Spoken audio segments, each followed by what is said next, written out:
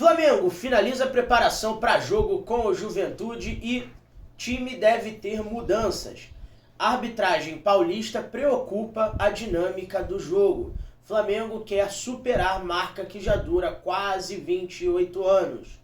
Nação rubro-negra ultrapassa as 500 mil assinaturas em petição que visa o reconhecimento da nação.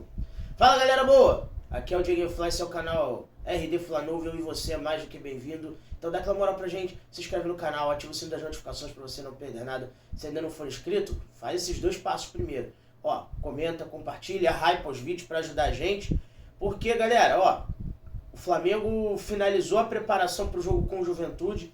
Hoje aí, nessa manhã, né? E de tardezinha deve ter a viagem para o Rio Grande do Sul, se Deus quiser, vai ter aí sem nenhum empecilho e tudo dando certo. O Flamengo joga amanhã às 16 horas com transmissão do Amazon Prime Video, com Juventude lá em Caxias do Sul, no estádio Alfredo Jaconi. E o Flamengo, galera, tem uma incômoda marca de 28 anos quase, vai se completar 28 em outubro, da penúltima, né? Eu vou dizer penúltima porque se Deus quiser o Flamengo vai vencer amanhã.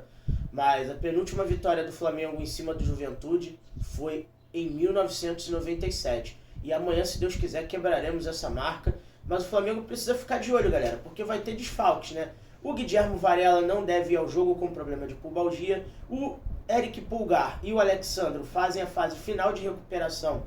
Um de problema muscular e o outro de uma lesão para corrigir fratura no quinto metatarso do pé, né? A fratura no dedinho. E o Léo Ortiz recebeu o terceiro cartão amarelo no jogo com o Grêmio. Observação de maneira injusta, diga-se de passagem, né? E o quinto desfalque deve ser o Jorginho, que ainda se recuperando de dores musculares na posterior, deve ficar à disposição apenas no jogo com o Estudiantes.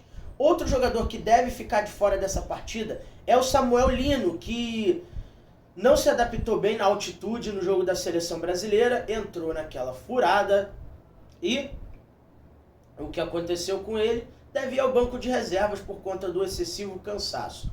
Com isso, galera, passando aqui a escalação do Flamengo provável para amanhã, o Flamengo deve ir com Rossi, Emerson Royal, Danilo, Léo Pereira e Ayrton Lucas ou Matias Vinha, com Alan ou De La Cruz, Saúl Ñíguez, Arrascaeta, Plata, Carrascal e o menino Pedro no comando de ataque. Esses devem ser os comandados do Felipe Luiz que vão para campo amanhã, galera.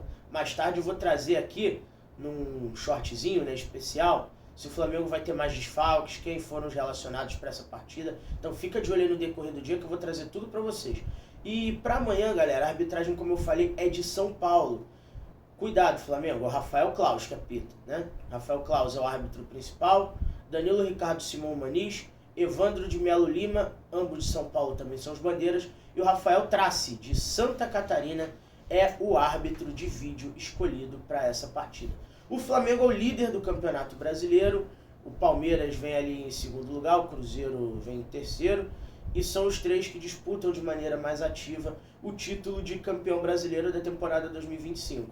E o Flamengo tem no planejamento a necessidade extrema dessa vitória em cima do Juventude para seguir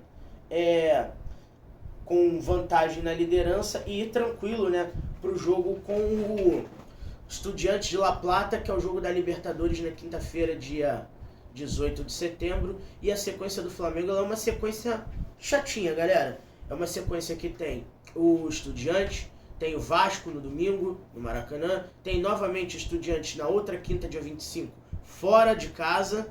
O Flamengo precisa fazer o resultado no Maracanã, inclusive, aí depois sai para jogar com o Corinthians e volta para o Rio de Janeiro para pegar o Cruzeiro na outra rodada. Então, pensando 3 rodadas à frente, o Flamengo tem essa sequência chata e a gente precisa de vitórias, empilhar vitórias e bons resultados, porque agora não tem mais descanso. É quarta, domingo, quinta, domingo, sábado, quarta, terça, tudo partidas em sequência. O Flamengo precisa de vitórias para seguir rendendo na temporada. Ainda falando de arbitragem, como eu falei do jogo Flamengo e Juventude, eu quero perguntar: preocupa a arbitragem do senhor Rafael Claus para amanhã? Eu acho que preocupa, sabendo quem ele é e sabendo que o Flamengo disputa título com um clube de São Paulo.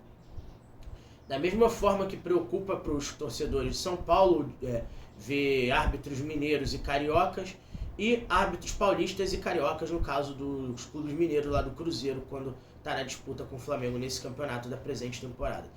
Deixa eu falar para vocês, falando de arbitragem ainda, saiu o árbitro de Flamengo Estudiantes, pai.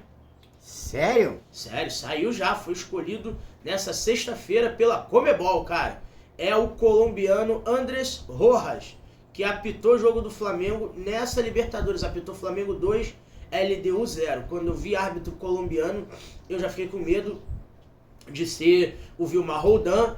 Então é o Andrés Rojas com Nicolas Gallo no VAR, tá? Então vamos ficar de olho aí, que a galera vem da Colômbia para cuidar da arbitragem de Flamengo Estudiantes, jogo da ida da Libertadores nessa quinta-feira, já com todos os ingressos esgotados, inclusive a gratuidade, galera. Tá tudo esgotado, com menos de uma semana aí, ó, cerca de 6 dias.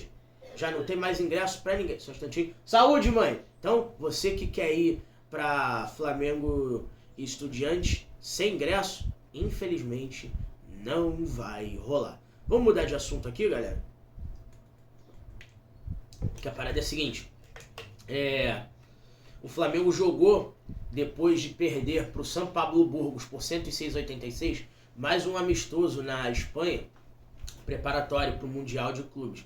São os primeiros jogos do Flamengo nessa temporada. O Mundial de Clubes começa em Singapura no dia 18 de setembro, às 5 da manhã, e eu vou acordar para assistir, mas preocupa, porque o Flamengo jogou com San Sebastián, uma equipe de pequeno porte da Espanha também, lá do País Basco, no basquete, né? E a grande questão é, o Flamengo perdeu novamente, dessa vez por 84-79, 5 pontos de diferença, e o Flamengo vai provavelmente ter um espanhol na final do Mundial de Clubes, só que o Flamengo precisa passar para uma equipe australiana e para uma equipe da G-League, né? Segunda liga lá dos Estados Unidos. Então o Flamengo precisa ficar de olho nessas questões, cara. O Flamengo segue a preparação aí a todo vapor, mas os jogos não são tão animadores como a gente prevê. E o Flamengo, se passar em primeiro, se Deus quiser vai passar, vai fazer a final com provavelmente o Unicaja Málaga, da Espanha, campeão da Euroliga. E a grande questão é como o Flamengo vai chegar para esse Mundial de Clubes de basquete. Porque os resultados não estão sendo tão animadores como a gente esperava. E o Flamengo mexeu nas peças do elenco, mudou algumas posições, contratou jogadores. Eu vou fazer na próxima semana um raio-x do elenco do basquete do Flamengo para vocês, e essa situação preocupa um pouquinho. Mantiveram o técnico Oberra, Sérgio Hernandes, e ele está tendo um pouco de dificuldade. Teve umas dificuldades no trabalho no ano passado, a temporada 24-25, e agora vai ter certas dificuldades também visando a temporada 25-26. Mas é um técnico consagrado e eu torço para que dê muito certo o comando do Oberra à frente do Flamengo, galera. Certo? Você que acompanha o basquete aí, deixa nos comentários a sua opinião. Se você concorda comigo, não. Se você não gosta de me ver falando de basquete aqui, quero saber daquilo que você gosta, cara. Porque uma coisa que nos une é que a gente gosta e ama o Clube de Regatas do Flamengo. Então, por ser Flamengo, eu trago as informações aqui de todos os departamentos do clube. Vamos falar de Filipe Luís, rapidinho?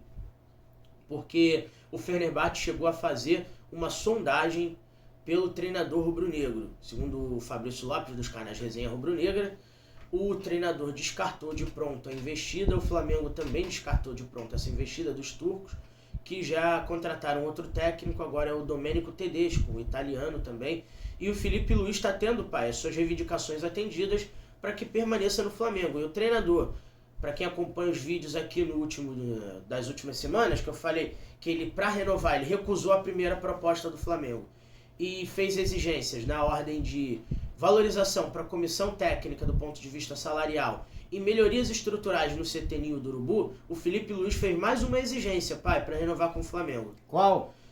Valorização e investimento em equipamentos e estrutura no CT Ninho do Urubu para as divisões de base. Essa é a terceira exigência e última que o Filipe Luís fez. Sabe por quê? Não. Porque ele entende que os jogadores do Flamengo são bem formados ele trabalhou com a base, mas carecem de preparação adequada, sobretudo na transição para o time principal, para que ele tenha os jogadores à disposição da maneira que ele quer, para que ele consiga inserir os jogadores no contexto da equipe principal e possa trabalhá-los dando oportunidade. E isso vai ajudar o Flamengo. O Felipe Luiz está ajudando o Flamengo com isso, porque quanto mais estrutura você tem, melhor você vende os jogadores e melhor eles são aproveitados também no time principal. E o Flamengo investindo nisso, o Flamengo vai lucrar a longo prazo, entendeu? Então o Felipe Luiz está fazendo bem ao Flamengo do ponto de vista estrutural e o Flamengo vai atender também essa reivindicação do técnico Felipe Luiz com todas as questões de equipamentos que ele quer, que não são coisas mirabolantes, para qualificar mais ainda o CT do Flamengo, seja na base, seja no elenco profissional. E você concorda com o técnico Felipe Luiz nessas melhorias que ele está tentando implementar no CT Ninho do Urubu e fazendo disso condições inegociáveis para que ele renove o seu contrato para 2026 com o Clube de Regatas do Flamengo? Deixa nos comentários a sua opinião, que eu quero saber sobre isso. E vamos falar da nação rubro-negra, porque ela é magnífica. Parada é a seguinte, galera. O Flamengo entendia que a sua petição para se tornar reconhecida pela Organização das Nações Unidas como nação sociocultural, o Flamengo visava atingir as 100 mil assinaturas nesse sábado, antes da partida com o Juventude, que vai acontecer amanhã no estádio Alfredo Jaconi, em Caxias do Sul. Só que a nação rubro-negra conseguiu bater esse número logo no começo da semana, de 100 mil assinaturas, e o Flamengo na sexta-feira chegou ao número de 500 mil assinaturas e agora a meta é de 1 milhão de assinaturas na próxima semana. E a nação rubro-negra segue dando show e apoiando o pleito do Flamengo em mais uma empreitada do seu reconhecimento internacional como patrimônio cultural mundial. Parabéns à iniciativa do Flamengo, que precisa de alguns reajustes ali, né? Parabéns à nação rubro-negra, que deu mais uma mostra de grandeza, e parabéns a você que chegou nesse vídeo aqui até o final. É sinal de que você está acompanhando a gente mesmo, que você acredita no nosso trabalho. Tamo junto, não sai desse vídeo sem deixar o seu like, se inscreve no canal se ainda não for inscrito, ativa o sino das notificações para você não perder nada, comenta, compartilha. Tamo junto, eu volto com a lista de relacionados mais tarde. Saudações rubro-negras.